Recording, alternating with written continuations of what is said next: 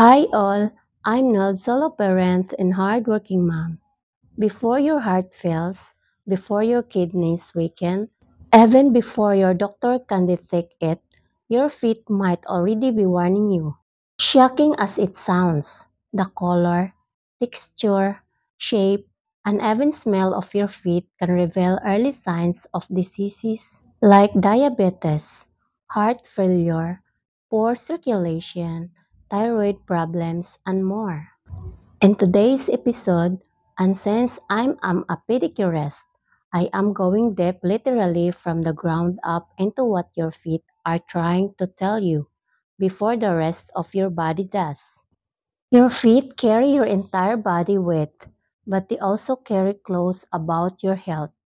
Every nerve ending, every small vein, every muscle, they are all part of a silent system that responds first when your internal health changes. In fact, medical studies show that many systemic diseases first appear in the lower extremities because that's where blood circulation ends and where damage shows up first. Think of your feet as your body's early warning alarm. Let's start with color.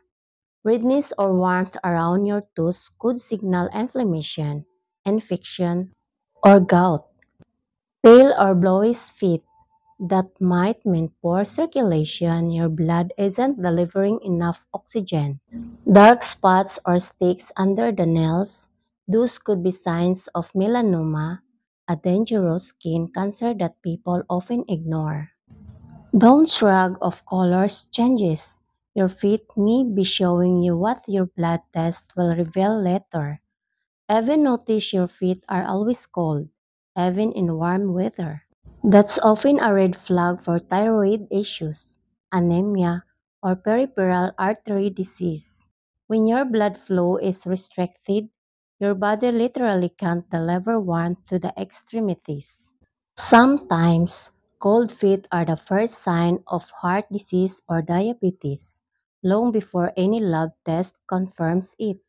Swelling in your feet or ankles, also known as edema, can mean so many things. Heart failure, your heart isn't pumping blood efficiently. Kidney problems, your body is retaining fluids. Liver disease, salt and fluid balance is off. But don't panic. Sometimes it's as simple as sitting too long or eating salty food. The key is chronic swelling. If it doesn't go away, it's your body's cry for help. That pain's a needle's feeling you ignore. It's called neuropathy and it's one of the earliest warning signs of diabetes. It happens when high blood sugar damages your nerves, especially in the feet. If you ever feel like you are walking on cotton or your socks feel bunched up when they are not, that's your body sending an SOS. And it's not just diabetes. Vitamin B12 deficiency and alcohol damage can do it too. Look closely at your toenails. They can tell you stories your doctor hasn't even heard. Thick, yellow nails is a fungal infection or circulation problems.